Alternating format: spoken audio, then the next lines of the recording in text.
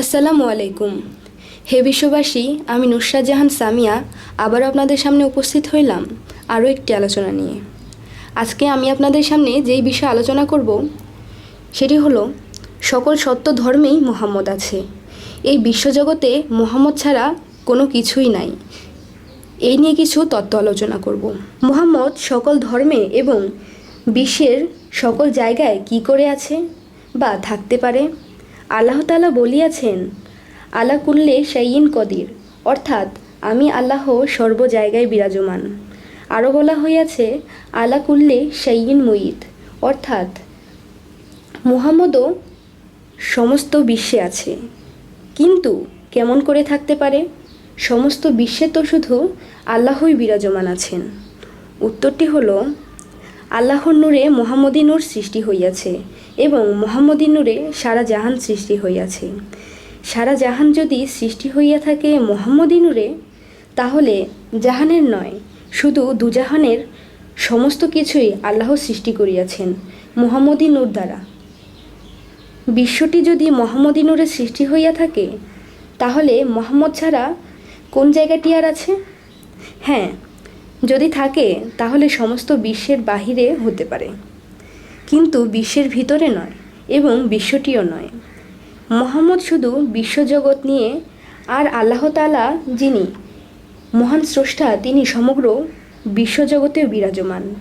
তিনি বিশ্বজগতের বাহিরেও বিরাজমান। আল্লাহ তাআলার কাছে মুহাম্মদ এত প্রিয় ব্যক্তি কেন?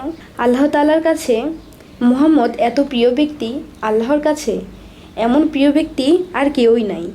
আল্লাহ তাআলা নিজেই মুহাম্মদকে ভালোবাসিয়া আল্লাহ তাআলা নিজেই মুহাম্মদের নামে দুরূদ পাঠ করেছিলেন এবং সমস্ত সৃষ্টি জগতে সমস্ত মাখলুকাতও মুহাম্মদের নামে দুরূদ পাঠ করিয়াছিল, এখনও করে এবং করে থাকবে, করে আসছে এবং করবে।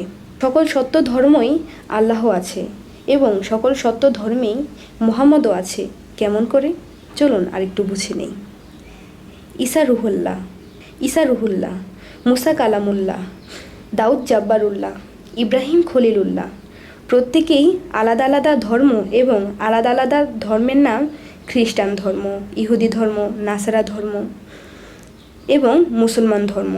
বহু বহু নবী ও পয়গম্বর, বহু বহু ধর্ম এবং বহু বহু নামে, কিন্তু কোনো নবী পয়গম্বর মুহাম্মদ ছাড়া নয়। এমনকি রামকৃষ্ণ, গৌরাঙ্গ, তাদের ধর্ম যদি সত্য হয় বা সনাতন ধর্ম যদি সত্য হয়, তাহলে এখানেও মুহাম্মদ আছে। কেননা যদি মুহাম্মদী নূরে বা মুহাম্মদের সৃষ্টি না করিলে আল্লাহ তাআলা কোনো ধর্ম বা কোনো ধর্মের নবী পয়গম্বর বা রামকৃষ্ণ কাউকেই তৈরি বা সৃষ্টি করতো না, কিছুই হইতো না।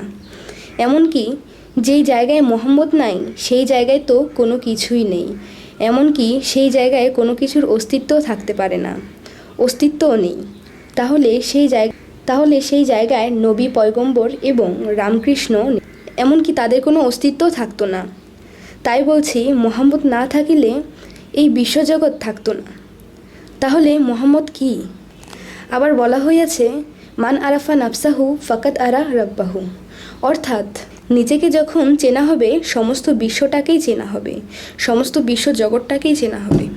মান আরাফা নাফসাহু ফাকাত আরা রাব্বাহু, অর্থাৎ নিজেকে যখন চেনা হবে, সমস্ত বিশ্ব জগৎটাকেই চেনা হবে। এই বলে আমি আমার আলোচনা শেষ করছি। আমার আলোচনাগুলো যদি আপনাদের ভালো লেগে থাকে, আমার এই চ্যানেলটিকে সাবস্ক্রাইব করে আমাদের সাথেই থাকবেন এবং ভালো ভালো ভিডিও পাওয়ার জন্য, এই বলে আমি আমার আলোচনা শেষ করছি। সকলে ভালো থাকবেন, সুস্থ থাকবেন।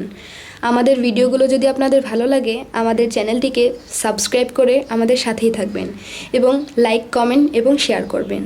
আপনাদের যদি কোনো প্রশ্ন থেকে থাকে, অবশ্যই কমেন্ট বক্সে জানাবেন। সকলে ভালো থাকবেন, সুস্থ থাকবেন। আল্লাহ হাফেজ।